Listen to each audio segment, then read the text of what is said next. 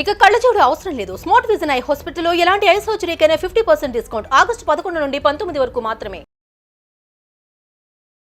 Hello, doctor Dilip Gude here, physician, Yashoda hospital, Somajiguda, Hyderabad.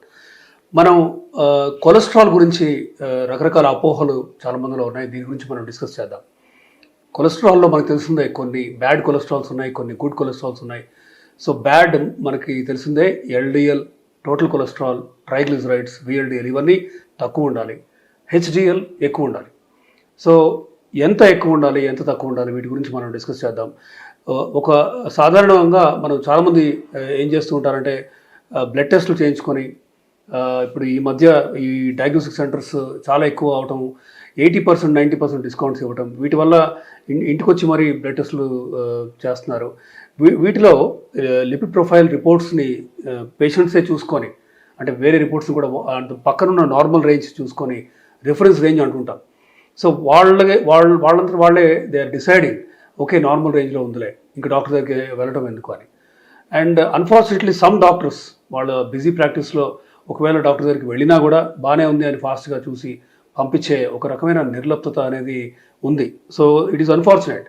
ನಾವು ఎందుకు LDL తగ్గించాలి, కొలెస్ట్రాల్ లెవెల్స్ ఎందుకు తక్కువ ఉండాలి? ఇన్ఫ్యాక్ట్ వాట్సాప్ ఫార్వర్డ్స్లో కూడా చాలామంది మనం గత 5-6 ఏళ్ళ నుంచి చూస్తున్నాం, ఏది ఈ కొలెస్ట్రాల్ తగ్గించేది అంత ఇంపార్టెంట్ కాదు అని, స్టాటిన్ వాడకం అంత నెససరీ కాదని, దానివల్ల బెనిఫిట్ లేదని, రకరకాల అంటే ఒక ఎవిడెన్స్ బేసిస్ అనేది లేని న్యూస్ అవి ఫార్వర్డ్స్ జరుగుతూ ఉన్నాయి. కొన్ని వేల మంది మీద స్టడీస్ చేస్తూ, అంటే అమెరికా కానీ యూరోప్ కానీ గత 15-20 ఏళ్ల నుంచి ఈ కొలెస్ట్రాల్ లోవరింగ్ మెడిసిన్స్, అది రోజువాస్టాటిన్ అవ్వచ్చు, ఎటర్వాస్టాటిన్ అవ్వచ్చు, సింవాస్టాటిన్ కొంచెం ఓల్డ్ తరహా 15 ఏళ్ల క్రితం సింవాస్టాటిన్, లోవాస్టాటిన్ ఇవన్నీ కూడా వాడాం. సో ఇవి అన్నీ వాడిన తర్వాత అంటే ఇప్పుడు గత 2-3 ఏళ్ళ నుంచి వచ్చిన గైడ్లైన్స్ ఏంటి? ఇండియాలో కూడా లిపిడ్ అసోసియేషన్ ఆఫ్ ఇండియా అని ఒక ఇంపార్టెంట్ బాడీ ఉంది. వీళ్ళందరూ ఏం చెప్తున్నారు? అమెరికన్ హార్ట్ అసోసియేషన్ కానీ, అమెరికన్ కాలేజ్ ఆఫ్ కార్డియాలజీ అవ్వచ్చు, యూరోపియన్ సొసైటీ ఆఫ్ కార్డియాలజీ అవ్వచ్చు, వీళ్ళందరూ ఏం చెప్తున్నారంటే ఎల్డిఎల్ గోల్ అనేది ఒక్కొక్క పేషెంట్కి డిఫరెంట్గా ఉంటుంది. సపోజ్ ఒక హెల్దీ 30 year old, స్మోకింగ్ లేదు, ఆల్కహాల్ లేదు, స్ట్రెస్ లేదు, షుగర్ బీపీ ఏం లేవు, ఇలాంటి ఒక హెల్దీ 30 year oldకి <100 ఎల్డిఎల్ ఉండాలి అని చెప్తున్నారు. షుగర్ అన్కంట్రోల్డ్ ఉంటే <70 ఎల్డిఎల్ ఉండాలి అని చెప్తున్నారు. ఒకసారి స్టెంట్ వేస్తే <70, దెన్ హార్ట్ అటాక్ కనుక వస్తే <50, 2 సార్లు స్టెంట్ వేయాల్సి వస్తే <30 ఎల్డిఎల్ ఉండాలి అని ఈ గోల్స్, ఈ గైడ్లైన్స్ చెప్తున్నాయి. ఎందుకు ఇంత స్ట్రింజెంట్ గోల్స్ అంటే 10 ఏళ్ల క్రితం చూస్తే మీరు ఇన్ఫ్యాక్ట్ 130 కంటే తక్కువ ఉండాలి ఎల్డిఎల్ అన్నారు నార్మల్ పేషెంట్కి.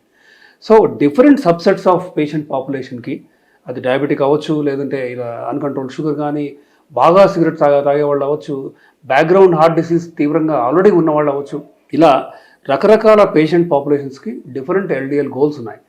ఈ గోల్స్ని మనం రీచ్ అవ్వటం వల్ల మనం ఫ్యూచర్లో వచ్చే హార్ట్ అటాక్స్ని ఆపగలం, ఆర్ హార్ట్ అటాక్ రిస్క్ని మనం తగ్గిస్తున్నాం.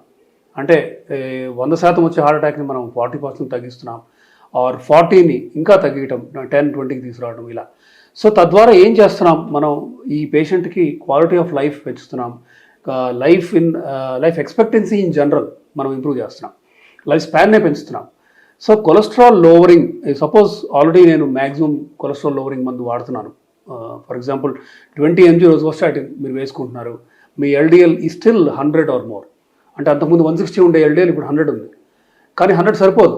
మీరు డయాబెటిక్ అయి, అన్కంట్రోల్ డయాబెటిక్ అయి, సిగరెట్ తాగే వాళ్ళు అయితే మీకు 70 కంటే తక్కువ ఎల్డిఎల్ ఉండాలి. సో ఈ గోల్స్ ఊరికే వచ్చిన, అంటే ఎవరో ఆర్బిటరీగా పెట్టిన గోల్ కాదు. కొన్ని వేల మంది మీద స్టడీస్ జరిగి లెవెల్ 1A అంటే హయ్యెస్ట్ క్లాస్ ఆఫ్ ఎవిడెన్స్ ఉన్నప్పుడు ఈ గైడ్లైన్ అనేది వస్తుంది. సో ఇంటర్నేషనల్గా ఇంతటి important bodies, governmental bodies like ACC, AHA, ESC అవ్వచ్చు, మన ఎల్ఏఐ అవ్వచ్చు, ఇండియన్ సొసైటీ ఆఫ్ కార్డియాలజీ అవ్వచ్చు, సో వీళ్ళందరూ, కార్డియాలజీ సొసైటీ ఆఫ్ ఇండియా కానీ, వీళ్ళందరూ చెప్పేది ఏంటంటే ఎల్డిఎల్ గోల్స్ని స్ట్రింజెంట్గా ఫాలో అవ్వాలి, అమలు పరచాలి.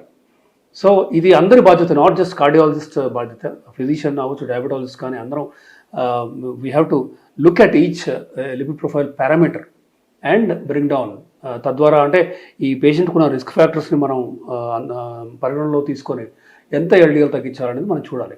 సో ఆల్రెడీ మ్యాక్సిమలీ టాలరేటెడ్ స్టాటిన్ అంటాం, అంటే రోజోస్టాటిన్ 40 mg మీద ఉండి అటోరోస్టాటిన్ 80 mg మీద ఉండి కూడా మీకు సరైన ఎల్డిఎల్ గోల్ రాలేదనుకోండి, దెన్ కొత్తగా వేరే classes of lipid lowering classes అందుబాటులో ఉన్నాయి. ఏంటవి? So bempedoic acid, then ezetimibe, then ఒక very important class PCSK9 inhibitors. Okay, evolocumab, alirocumab లాంటి PCSK9 ఇన్హిబిటర్స్. ఇన్ఫ్యాక్ట్ ఇండియాలో ఇవోలుక్యుమాబ్ అనేది ఒక 2 ఏళ్ళ నుంచి ఉంది మార్కెట్లో. ఇది 2 వారాలకు ఒకసారి 6 నెలలకు 2 సార్లు చొప్పున మనం తీసుకుంటూ ఉండాలి. ఇంజెక్షన్ రూపంలో ఉంటుంది, సబ్క్యూటేనియస్ చర్మంలో తీసుకోవాలి. కొత్తగా గత 6 months నుంచి ఇన్ఫ్యాక్ట్ ఇండియాలో అందుబాటులోకి ఉంది. అమెరికా, యూరోప్లో ఆల్రెడీ ఒక 4-5 years నుంచి ఇవి వాడుతున్నారు. ఏంటది అంటే ఇంక్లిసిరాన్. ఇది సంవత్సరానికి 2 సార్లు తీసుకోవాల్సిన ఇంజెక్షన్. సో ఈ PCSK9 ఇన్హిబిటర్స్ లైక్ ఇవోలుక్యుమాబ్ కావచ్చు, ఇంక్లిసిరాన్ అవ్వచ్చు, వీటి వాడకంతో మనం హైయెస్ట్ డోస్ ఆఫ్ స్టాటిన్ వాడిన తర్వాత కూడా ఎల్డిఎల్ తగ్గకపోతే, గోల్ రీచ్ అవ్వకపోతే, మనం ఎజిటమీబ్ కానీ బెంప్డోయిక్ యాసిడ్ కానీ యాడ్ చేసిన తర్వాత కూడా తగ్గకపోతే, ఇవి ఈ 2 క్లాసులు ఇంక్లిసిరాన్ అవ్వచ్చు, దెన్ ఇవోలుక్యుమాబ్ అవ్వచ్చు, ఈ మందులు వాడితే ఖచ్చితంగా మనం 30 or less ఎల్డిఎల్కి తీసుకురావచ్చు, ఆర్ మీ నిర్దిష్టమైన ఎల్డిఎల్ గోల్ని మీరు చేరుకోవచ్చు. సో ఇంత ఇంపార్టెంట్ ఎల్డిఎల్ గోల్ని మీరు కనుక మీరు రీచ్ అవ్వగలిగితే ఫ్యూచర్లో హార్ట్ అటాక్ రిస్క్ మీరు చాలా వరకు 50% ఆర్ మోర్. ఇన్ఫ్యాక్ట్ ఒక స్టడీ ఏం చెప్తుందంటే, ఒకసారి స్టెంట్ వేస్తే రెండో స్టెంట్ వేసే అవసరం 70 to 75% మీరు తగ్గించుకోవచ్చు ఈ కొత్త PCSK9 ఇన్హిబిటర్ ఆర్ ఇంక్లిసిరాన్ అనే మందు వాడితే. సో మీరు 75% మళ్ళీ హార్ట్ అటాక్ ఆర్ ఇంకొక స్టెంట్ వాడాల్సిన అవసరం రాకపోతే, యూ కెన్ ఇమాజిన్ మీరు మీ క్వాలిటీ ఆఫ్ లైఫ్ పెరగటమే కాకుండా హార్ట్ని రక్షించుకుంటున్నారు, మీ లైఫ్ స్పాన్ కూడా మీరు ఇంక్రీజ్ చేసుకుంటున్నారు. సో వీటి గురించి లిపిడ్ ప్రొఫైల్ పారామీటర్స్ గురించి మీరు అశ్రద్ధ చేయొద్దు. కార్డియాలజిస్ట్ కానీ ఒక క్వాలిఫైడ్ ఫిజిషియన్తో మీరు డిస్కస్ చేయండి. అదే ఈ ఎల్డిఎల్ మీకున్న రిస్క్ ఫ్యాక్టర్స్తో మీ ఎల్డిఎల్ కంట్రోల్లో ఉందా, మీ గోల్ని మీరు రీచ్ అవుతున్నారా. అఫ్కోర్స్ హార్ట్ డిసీజ్ని ప్రివెంట్ చేయడంలో కొలెస్ట్రాల్ లోవరింగ్ ఒకటే మార్గం కాదు, మిగతా అన్నీ కూడా మనం చూసుకోవాలి. అంటే బీపీ కంట్రోల్లో ఉండాలి, షుగర్ కంట్రోల్లో ఉండాలి, స్మోకింగ్, నికోటిన్ అనేది ఉండకూడదు, ఆల్కహాల్ మోడరేషన్లో ఉండాలి, ఫ్రూట్స్ అండ్ వెజిటబుల్స్ తీసుకుంటూ ఎక్సర్సైజ్ బాగా చేస్తూ ఇలా అంటే స్ట్రెస్ లేకుండా మంచి నిద్ర ఉండేలాగా చూసుకోవాలి. సో ఇది ఒక మల్టీప్రాంగ్డ్ అప్రోచ్. కానీ ఒక ఇంపార్టెంట్ పిల్లర్ మాత్రం లిపిడ్ లోవరింగ్ థెరపీ, అంటే కొలెస్ట్రాల్ తగ్గించే మార్గం. అండ్ ఒకవేళ మీరు వాడే మందులు మీరు 10-20 mg నేను ఆల్రెడీ కొలెస్ట్రాల్ టాబ్లెట్ వేసుకుంటున్నాను పర్వాలేదులే అని మీరు దాన్ని అశ్రద్ధ చేయకండి. మీ గోల్ రీచ్ అయ్యే వరకు మీరు లిపిడ్ లోవరింగ్ థెరపీ వాడాలి. మీరు హైయెస్ట్ స్టాటిన్ వాడినా కూడా ఎల్డిఎల్ తగ్గకపోతే మీరు ఖచ్చితంగా you have to take help of other classes of medicines like ezetimibe, bempedoic acid or most importantly ఈ ఇంక్లిసిరాన్ ఆర్ రెపాతా ఆర్ ఎవోలుక్యుమాబ్. ఇంక్లిసిరాన్ అనేది సంవత్సరంలో 2 సార్లు తీసుకునే ఇంజెక్షన్, కాస్ట్లీయే, ₹1,00,000 వరకు ఉంటుంది ఒక ఇంజెక్షన్. కానీ ఇలా 2 lakhs per year చొప్పున మీరు కనుక తీసుకుంటే ఓవర్ అండ్ అబౌవ్ స్టాటిన్, మీరు ఫ్యూచర్లో కనుక హాస్పిటలైజ్ అయ్యారనుకోండి, హార్ట్ అటాక్ వచ్చి, మీరు ఖచ్చితంగా ఆ హాస్పిటలైజేషన్కి ఒక 5-6 లక్షలు అవుతుంది. దెన్ మీరు మీ వర్క్కి వెళ్ళలేరు, మీ క్వాలిటీ ఆఫ్ లైఫ్ తగ్గిపోతుంది, మీ లైఫ్ స్పాన్ కూడా తగ్గుతుంది. సో అవన్నీ కనుక మీరు పోలిస్తే ఈ 2 lakhs per year పెద్ద కాస్ట్ కాదనేది మా అందరి ఉద్దేశం. సో దీని గురించి మీరు డిస్కస్ చేయండి. You are welcome to discuss with me as well. I'm doctor Dilip Gude, working at Yashoda Somajiguda. Thank you.